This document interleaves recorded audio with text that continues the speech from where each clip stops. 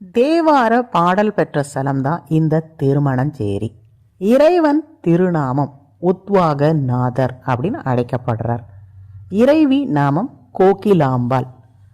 இந்த இடத்துல கோகிலாம்பாள் அந்த தாயாருக்கும் இந்த உத்வாகநாதருக்கும் திருமணம் நடந்ததே ஒரு பார்த்திங்கன்னா பெரிய கதை. அந்த கதையை பார்க்கலாம் வாங்க.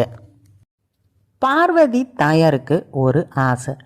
பூலோக முறைப்படி இந்த பூலோகத்தில் சிவபெருமானை மணக்கணும்னு சொல்லிட்டு அதன்படி சிவபெருமான் கிட்ட ஆசையை தெரிவிக்கிறாங்க. ஆனால் சிவபெருமான் அதை கேட்டுக்கவே இல்லை, தள்ளி போட்டுகிட்டே இருக்கார். இதன் காரணமாக பார்வதி தாயாருக்கு ரொம்ப கோபம் அதிகமாயிட்டு அலட்சியமாக நடக்க ஆரம்பிச்சிட்டாங்க. இதை பார்த்த சிவபெருமான், நீ ஒரு பசுமாடாக இந்த பூலோகத்தில் போய் போகிற அப்படின்னு சொல்லிட்டு ஒரு சாபத்தை விட்டுட்டார். அதன்படி இங்கே ஒரு பசுமாடாக பார்த்தீங்கன்னா பார்வதி தாயார் சுற்றி திரியிறாங்க.